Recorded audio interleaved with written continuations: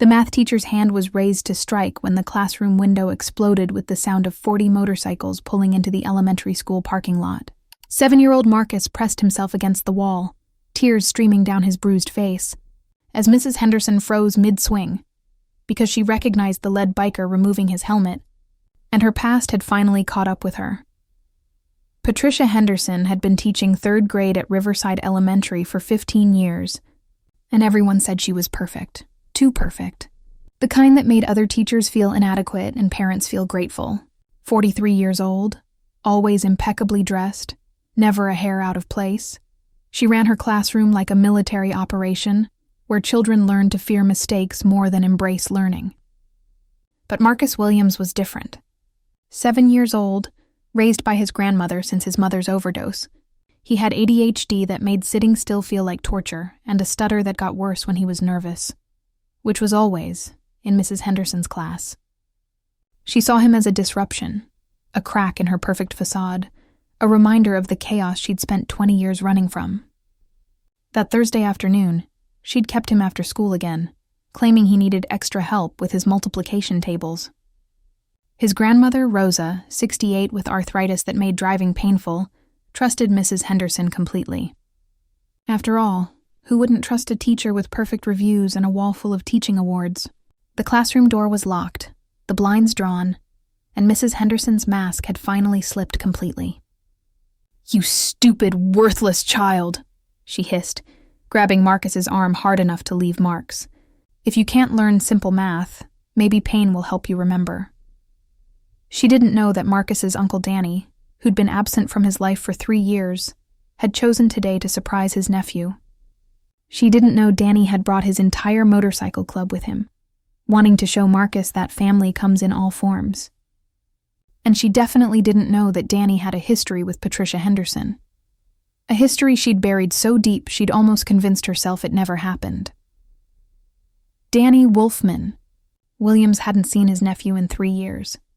Not since his sister's funeral.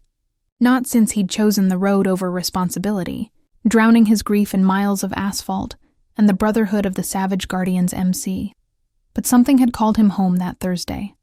A feeling he couldn't shake. The same instinct that had saved his life in Iraq more times than he could count. He'd convinced his club to make the detour, telling them about Marcus, about the boy who'd lost his mother and was being raised by an aging grandmother. The bikers had agreed immediately. The Savage Guardians had a soft spot for kids who'd been dealt bad hands. They'd pulled into Riverside Elementary at 3:47 p.m., 40 bikes strong, ready to surprise Marcus with a ride home that would make him the coolest kid in school. But when Danny peered through the classroom window, what he saw made his blood turn to ice. Patricia Henderson, though she'd been Patricia Morrison back then, had her hand raised above Marcus's cowering form. The boy's face already showed the red mark of a previous slap, and his thin shoulders shook with silent sobs. Danny's fist went through the window before his mind caught up with his body. The sound of shattering glass mixed with 40 engines dying in unison, as the bikers realized something was very wrong. Mrs. Henderson spun around, her face shifting from rage to terror as she saw Danny climbing through the broken window, glass crunching under his boots. "Hello, Patricia," he said, his voice deadly calm. "Or should I say Miss Morrison from Oakwood Foster Home?" The color drained from her face so fast she looked like she might faint. Behind Danny, bikers were already pouring through the classroom door that Tank had kicked open, surrounding Marcus with a protective wall of leather and concern. Marcus ran to his uncle, burying his face in Danny's leather jacket, his small body shaking with released terror. She hits when I can't say the numbers right," he stammered, his stutter worse than Danny had ever heard it. "She says I'm stupid, just like my mom." Danny's jaw clenched so hard his teeth ached, but his hands were gentle as they checked Marcus for injuries. The bruises were everywhere, arms, back, legs, carefully placed where clothes would hide them. The kind of systematic abuse that spoke of experience, of someone who'd done this before. "Marcus," said Phoenix, the club's only female member and a trained nurse. "How long has this been happening, sweetheart?" "Since September," Marcus whispered. "She said no one would believe me. Said she'd make sure Grandma lost custody if I told." Mrs. Henderson backed against her desk, her perfect composure cracking. You don't understand. The boy is troubled. He needs discipline.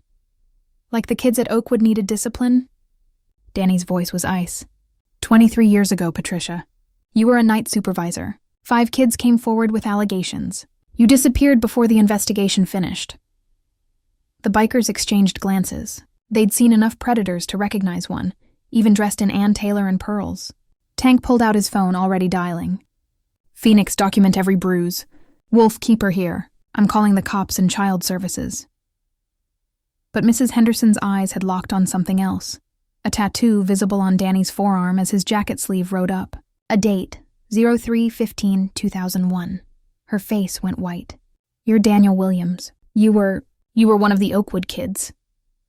The room went silent except for Marcus's quiet crying. Danny nodded slowly. Ward 3B. You broke my arm when I was 8 because I wet the bed. Said I fell down the stairs. Everyone believed you. His voice stayed level, but his brothers could see the old pain surfacing. I promised myself if I ever found you again, if I ever caught you hurting another kid. You became a teacher, Danny continued, his voice filled with disbelief. You ran from Oakwood, changed your name slightly, got credentials, and found a whole new group of vulnerable kids to hurt. How many others, Patricia? How many kids over 15 years? Mrs. Henderson's mask finally shattered completely. You don't understand the stress, the pressure to maintain standards. These children today have no discipline, no respect. Marcus is 7 years old, Danny roared, making everyone jump. He's a baby who lost his mother and stutters when he's scared, and you've been torturing him for months. Phoenix had been going through Mrs. Henderson's desk and found something that made her gasp. Danny, look at this. She held up a notebook. Detailed records of disciplinary actions for different students, going back years. Names, dates, punishments administered. Mrs. Henderson's own handwriting condemning her. She kept records, Phoenix said in disgust. Like trophies. The door burst open and Principal Carter rushed in, followed by 2 police officers. He took in the scene, the broken window, the bikers, Marcus's visible bruises, Mrs. Henderson cornered. What is going on here? Your star teacher has been abusing students for years, Tank said, handing over the notebook. And we've got proof. Principal Carter's face cycled through confusion, disbelief, and finally horror, as he recognized some of the names in the notebook. Students who'd transferred, dropped out, whose parents had complained about behavioral changes he'd dismissed as childhood phases. My God, Patricia, what have you done? But the revelation wasn't complete. As the police stepped forward to arrest Mrs. Henderson, Marcus suddenly spoke up, his stutter momentarily forgotten in his urgency. The closet. She locks kids in the supply closet. Everyone turned to the supply closet door. Danny opened it and found what would haunt him for years, scratch marks on the inside of the door at child height. Desperate messages carved into the paint. I'm sorry. Please let me out. I'll be good. A pillow and blanket in the corner suggested some children had been kept there for hours. Mrs. Henderson broke completely, falling to her knees, not in remorse but in self-pity. You don't understand the pressure, the standardized tests, the parents demanding perfection. These children wouldn't learn, wouldn't comply. They're children. Danny's voice broke, and suddenly he was 8 years old again, terrified and alone in Oakwood foster home. They're not soldiers to break down and rebuild. They're kids who need patience and love and understanding. Marcus pulled away from Phoenix and did something nobody expected. He walked up to Mrs. Henderson, this tiny boy facing his monster, and said clearly without a single stutter, I forgive you. But not because you deserve it. Because my mom told me holding hate in your heart makes you sick, and I don't want to be sick like you. The room went silent. This 7-year-old child had just shown more wisdom and strength than any adult present. Mrs. Henderson looked up at him, and for the first time seemed to actually see him, not as a problem to solve or a disruption to eliminate, but as a child she'd failed catastrophically. Danny knelt beside his nephew, tears streaming down his weathered face. You're braver than I ever was, little man. Your mom would be so proud. The bikers, 40 rough, tattooed men and women who'd seen the worst of humanity, stood witness to this moment of grace, many wiping away their own tears. As the police led Mrs. Henderson away in handcuffs, She stopped at the door. The children at Oakwood. I need to tell someone about all of them. All the ones I hurt. It was the first genuine emotion she'd shown. Not quite remorse, but at least acknowledgement. Danny nodded to the officers. She has information about cold cases from Oakwood Foster Home. Make sure the right people hear it. Rosa arrived just as the ambulance pulled up to check Marcus, her ancient Honda screeching to a stop. She took in the scene, her grandson surrounded by bikers, police cars, a broken window, and her legs nearly gave out. Abuela. Marcus ran to her, and she saw the bruises, the notebook the principal was showing her, the truth she'd missed. Oh, mijo, I'm so sorry. I should have known. I should have protected you. Danny approached his mother slowly, uncertain of his welcome after 3 years of absence. Rosa pulled him into a fierce hug. You saved him. When I couldn't, you saved him.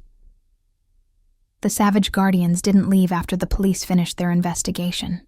They stayed, all 40 of them, taking turns giving Marcus rides around the parking lot on their bikes, showing him that not all adults were monsters, that strength could protect instead of harm. They established the Guardian Angel program that very night. Bikers who would volunteer to escort vulnerable kids to and from school, to be the watchful eyes that might catch what others missed. Within a month, 17 other motorcycle clubs had joined the initiative. Marcus started therapy, both for the trauma and his stutter, which improved dramatically once the source of his fear was removed.